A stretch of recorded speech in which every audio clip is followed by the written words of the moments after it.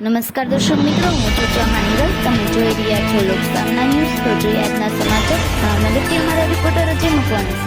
માનનીય કલેક્ટર શ્રી કચ્છની સૂચના અને માર્ગદર્શન હેઠળ ફ્લાઇંગ સ્ક્વોડ કચ્છની તપાસ ટીમ દ્વારા તારીખ 19/5/2025 રોજ સાંજના સમયે અંજાર કળશ સર્કલ પાસે અંજાર પૂર્વ કચ્છ વિસ્તારમાં તપાસ હાથ ધરવામાં આવેલ. સદર તપાસ દરમિયાન અંજાર કળશ સર્કલ વિસ્તારમાંથી રોયલ્ટી પાસ વગર સિલિકા ખનીજ વહન કરતી 3 ટ્રકો પકડવામાં આવેલ. તેવી રીતે રતનલાલ ગામ પાસેથી રોયલ્ટી પાસ વગર સિલિકા ખનીજ વહન કરતી વધુ 1 ટ્રક પકડવામાં આવેલ. તેવી જ રીતે ખાવડા ધ્રોબાણા ચેકપોસ્ટ ખાતેથી લાઇમસ્ટોન ખનીજનું રોયલ્ટી પાસ દર્શાવેલ જથ્થા કરતા વધારે જથ્થાનું વહન કરતા 1 ટ્રક પકડવામાં આવેલ છે. સદર બ્રાન્ચે ટ્રકોની સીઝ કરી આશરે 1.11 કરોડ રૂપિયાનો મુદ્દામાલ જે તે પોલીસ સ્ટેશનને સોંપવામાં આવેલ છે, જેની કાયદેસરની કાર્યવાહી હવે પછી હાથ ધરવામાં આવશે. તો ફરી મળીશું એક નવા સમાચાર સાથે. ત્યાં સુધી જોતા રહો લોકસામના ન્યૂઝ.